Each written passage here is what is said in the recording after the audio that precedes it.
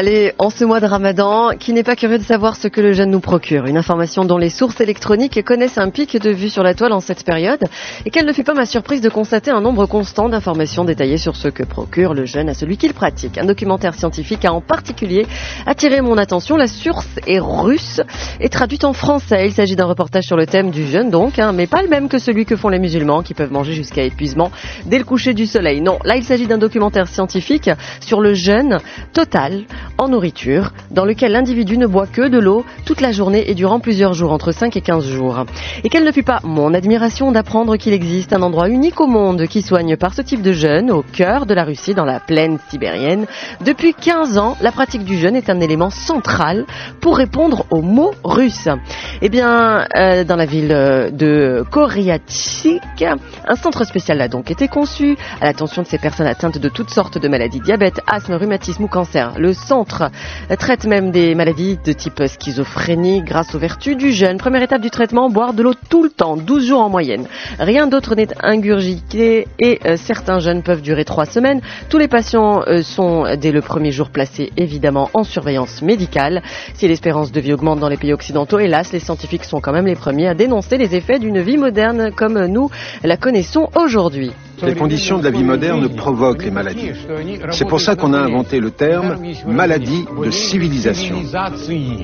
Diabète, hypertension, cancer, toutes ces maladies ne cessent de s'accroître dans les villes industrialisées ou à proximité des métropoles. Et l'homme mise tout sur les médicaments qui, s'ils soignent pour beaucoup, restent tout de même, comme l'affirment les scientifiques. Si on parle du traitement par médicaments, je peux dire que nous sommes aujourd'hui dans une impasse. Le mot est lancé, impasse. Depuis 50 ans, les médecins et chercheurs en Russie examinent la voie du jeûne. Donc, ils avancent que si pour de nombreuses pathologies, la restriction calorique a un effet, alors nous pourrions peut-être augmenter cet effet avec le jeûne, une voie qui peut servir aux personnes atteintes de cancer. C'est une nouvelle approche au traitement du cancer. Certains diraient une approche complémentaire. Complémentaire. Les résultats de ces travaux ouvrent des perspectives inattendues et dessinent une nouvelle approche du soin. S'il existe aujourd'hui en Russie ce centre unique au monde qui propose le jeûne pour se soigner, c'est parce qu'il y a un demi-siècle, le psychiatre Yuri Nikolaïev de l'hôpital Korakov de Moscou fut confronté à un patient atteint de schizophrénie qui refusait de s'alimenter. L'individu restait prostré et le médecin psychiatre a donc décidé de ne pas le faire manger par force. Le psychiatre a tenu un journal sur lequel était écrit ceci. À partir du 5e jour, son négativisme a commencé à diminuer. Le malade a ouvert les yeux. Le 10e jour, il s'est mis à marcher, mais gardait toujours le silence. Le 15e jour, il a bu un verre de jus de pomme laissé sur sa table de nuit. Ensuite, il est allé se promener, a commencé à revenir à la vie sociale. Et l'homme s'est finalement rétabli. Un malade mental soigné par le jeûne. La recherche fait alors une sensationnelle découverte. L'expérience est renouvelée. Le succès dépasse les prévisions. La liste des patients s'allonge pour une durée de 5 à 15 jours et parfois même 40 jours pour de graves maladies. Voici quelques effets du jeûne selon les spécialistes russes. Le jeûne a un effet stimulant et un effet antidépresseur. L'effet stimulant a lieu pendant la première semaine du jeûne et l'effet antidépresseur au moment de la réalimentation. Le troisième type d'effet, c'est l'effet sédatif, calmant. On l'observe après la crise d'acidose. 8000 patients ont été traités avec un net progrès pour 48% d'entre eux. Autre surprise, en 1973 pour ces professeurs russes. Nikolaïev et son équipe remarquent que non seulement le psychisme des patients s'est amélioré, mais leurs maladies somatiques aussi. Hypertension, polyarthrite, asthme, eczéma. Voilà donc les chercheurs découvrent que le stress de la privation de nourriture serait le point central. Le jeûne provoque un état de stress, ce qui relance chez nous les mécanismes de sanogénèse, d'autorégulation, qui restent d'habitude passifs à cause de notre mode de vie.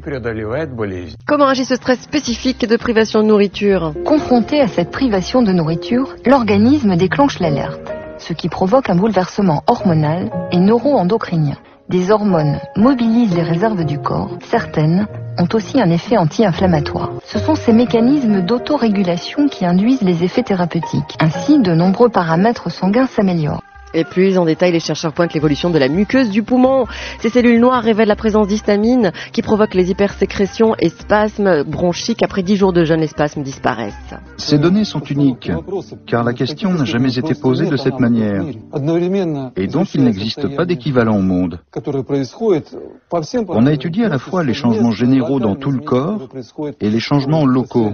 Et on a vu disparaître les matières qui provoquent les œdèmes et les inflammations.